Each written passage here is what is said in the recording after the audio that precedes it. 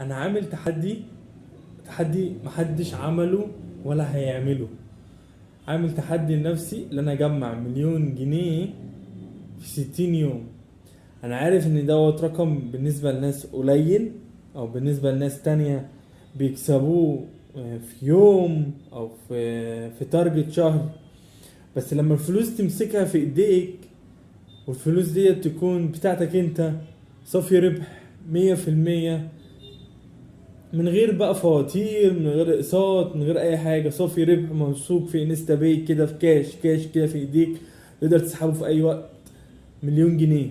هو ده اللي انا هعمله الشهرين الجايين دول. انا محتاج مساعدتكم. انا مين؟ انا لؤي عبد السلام، اي اي انجينير. بقدم خدمات الاوتوميشن والاي اي كونسلتنت.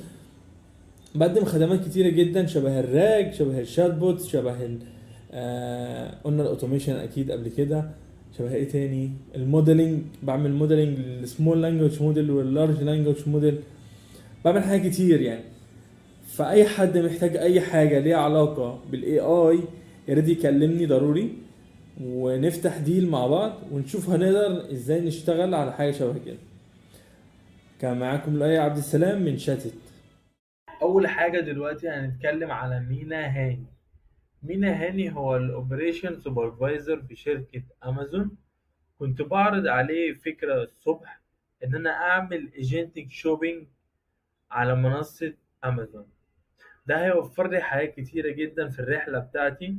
ممكن يكون في opportunity كويسه ليا. ان شاء الله نقفل ديل معاه. محمد سعيد كان بتواجهه مشكلة كبيرة جدا. المشكلة ديت إن هو كان عنده عميل. العميل دوت عنده 10,000 صورة، وعرض عليه 750 ريال سعودي علشان يطبق باك جراوند افكت على الداتا، ويعمل ترانسبيرنت باك جراوند ويركب باك جراوند جديدة. وصلت معاه لاتفاق ان هو هيزود للعميل 750 ريال، العميل هيدفعهم لنا، وهو هياخد نسبته وانا هاخد نسبتي، وهكمل الشغل دوت باستخدام الاوتوميشن. هو عرض عليا فكرة الاوتوميشن، وكانت فكرة في محلها، لان عدد الصور كتير جدا دوت هيخلينا قادرين ان احنا نعمل حاجة كويسة. على الناحية التانية كان أحمد الشرقاوي بيكلمني وبيعرض عليا خدماته. فاجئني مختار في النص إن هو عايز يعمل آه، ماركتينج لخدماتنا. ان شاء الله نقفل دي معاهم هما التلاتة. هنا بقى كانت اهم خطوة انا عملتها.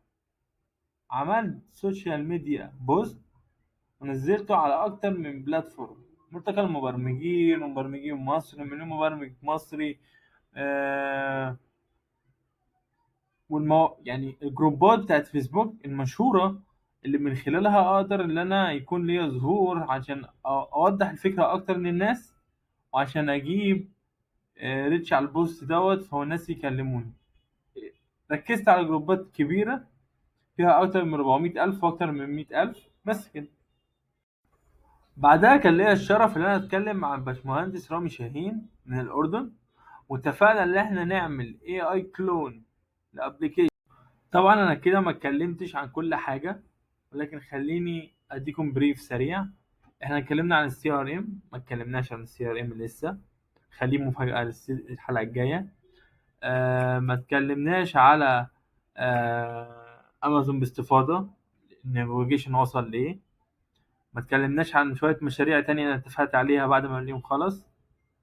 لكن في الملخص والمهم والمفيد، ان التجربه ديت اثبتت لي حاجه واحده، ان ربنا بيسعى مع البني ادم طول ما هو بيسعى. وحقيقي انا لمست نعم ربنا النهارده في ان انا حاولت على قد ما اقدر ان انا اقدم حاجه مختلفه. وحتى لو الرقم انا ما وصلتش ليه من اول يوم، وده طبعا كان حاجة مستحيلة، بس على الأقل أنا فهمت حاجة مهمة، إن الشغل مش هيجيلك طول ما أنت قاعد من غير ما تسعى له. لازم تسعى للشغل، والشغل هيجيلك أوتوماتيك، شبه المغناطيس بالظبط. فإحنا بنسعى. شكرا.